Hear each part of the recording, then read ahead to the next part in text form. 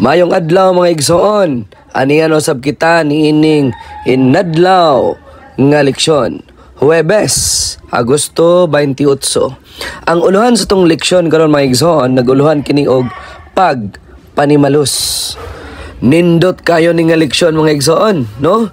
Ang atong teksto sa tong leksyon karon makita sa Roma 12:19, no? Mga igsoon, ang Roma 12:19 nagpahinumdum kanato nga ang panimalos dili angay buhaton sa tao.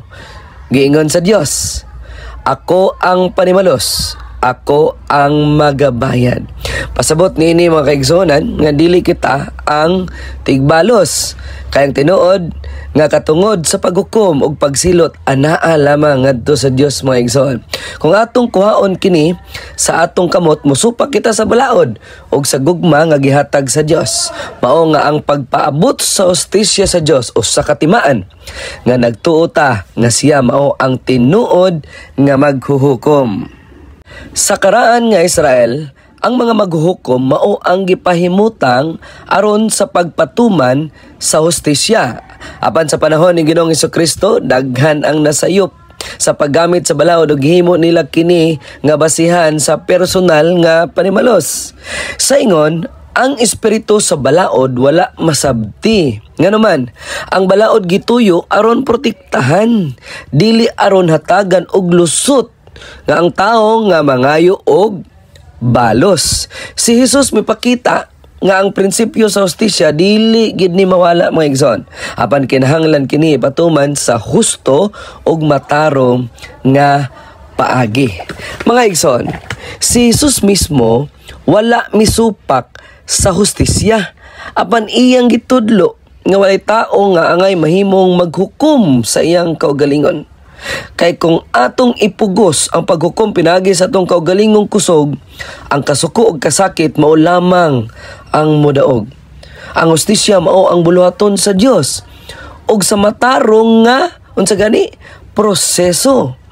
Mao nga ang tinuod nga tinun-an ni Kristo makakat-on sa pagpugong sa kaugalingon ug pagsalig nga ang Dios ragyod ang magabayad sa tanang buhat, maayo man o daotan.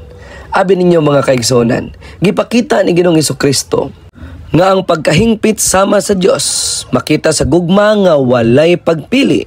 Nagtudlo siya sa paghigugma sa kaaway ug pag-ampo alang sa mga naglutos kanato. Kay lisod-lisod gyud mga kaigsonan. Apan mao kini ang iyang gitudlo ug ipabuhat kanato.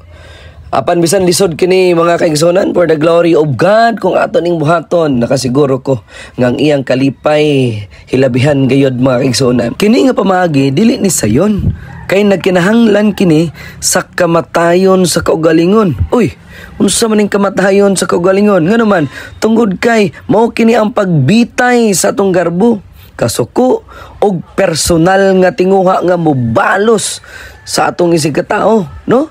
Apan mao kini ang tinuod nga pagkahingpit nga gipasabot ni Ginoong Hesukristo. Gugma, pasaylo ug kaluoy bisan sa mga tawo nga dili takos niini. Nay pangutana dinhi sa tong leksyon mga igsoon, nag-ingon diri, unsa nga saad og sugo ang makaplagan dinhi niini nga mga bersikulo ug unsa nga paagi sila suod nga nalambigit, no? So atong tubag, mga igsoon, makita nato ang duha ka butang. Una, ang saad nga ang Dios maugyod ang magapatuman sa hustisya ug panimalos. Ikaduha mga igsoon, ang sugo nga dili kita manghilabot o mangayo og balos sa atong kaugalingon. Ang saad ug sugo nagasuod kay pinaagi sa pagsunod sa sugo makasalig kita sa saad. Kung magpugong ta sa kaugalingon og dili ta mangayo og balos, makita nato mga igsoon nga ang Dios tinuod nga maghuhukom og siya maghatag sa hustisya sa hustong panahon. Og ang ikaduhang pangutana mga igsoon ngayon diri ha, unsa nga mga paagi nga sa adlaw-adlaw ato makatunan ang paghigugma sa paagi nga gisugo kanato sa pagbuhat? Unsay malangbigit niini sa kanunay nga usa ka kamatayon ngadto sa kaugalingon? Atong tubag mga igsoon, sa adlaw-adlaw nga kinabuhi makakaton ta sa paghigugma. Pinagi sa pagpasaylo, sa nakasala ka nato. Pagpangayo og kalinaw, bisan adunay panagbangi, og pagpili sa pagtabang bisan sa tao nga nakapasakit ka nato. Kini nga mga buhat dili dali. Oo, kay ang kaugalingon musukol. Busa kinahanglan mamatay ang kaugalingon kada adlaw. Unsa ganito tong gisgutan sa unahan, pagpatay sa kaugalingon tungod ang garbo, ang kasuko, og tinguha sa balos. Sa matag higayon nga atong isalikway nga atong kaugalingon og sundon si Jesus Christ, nagakat-on kita sa gugma nga iyang gitudlo. Sa pagtapos mga igsoon, sa atong leksyon karon, makita nato nga ang panimalos dili buluhaton sa tao. Ang Biblia klaro kayo nga nag-ingon, ako ang panimalos, ako ang magabayad, nagaingon ang Ginoo. Ang tinuod nga tinun-an ni Jesus nagatuo nga bisan pa og makasinati siya og kasakit o kawalay hustisya baka karon, apan adunay Dios nga maghusay sa tanan sa tukmang panahon. Ang pagpugong sa kaugalingon ug pagpili sa gugma labaw pa sa balos, mao nga ang nagpakita sa atong tinuod nga pagkahingpit sama sa Dios, sa atong kalibutan nga puno sa kasuko ug panimalos. Kita giawhag sa pagpakita sa lahi nga pamaagi, ang pamaagi sa gugma, kaluoy ug pagpasaylo. Ang pagtuman niini nagkinahanglan sa kamatayon sa kaugalingon ug sa pagpasakop sa kabubuton sa Dios. Apan kung buhaton nato kini atong makita ang kinaiya ni Kristo sa kalibutan. Ang leksyon nagdapit kanato nga isalig ang hustisya ngadto sa Dios ug ipakita ang gugma sa matag adlaw. Mga igsoon, magampo ta.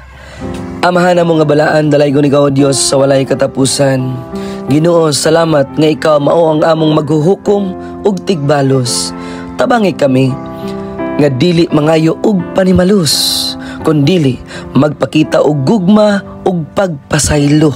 Hatagi kami og kusog sa among kaugalingon sa matag adlaw o Dios ug magpuyo sumala sa kinaiya ni Ginoong Hesukristo.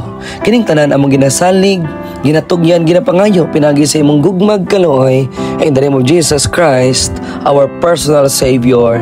Amen. Daghang salamat na usab sa imong pagpaminaw, pagtan-aw, nining atong programa nga Inadlaw nga Leksyon. God bless us all.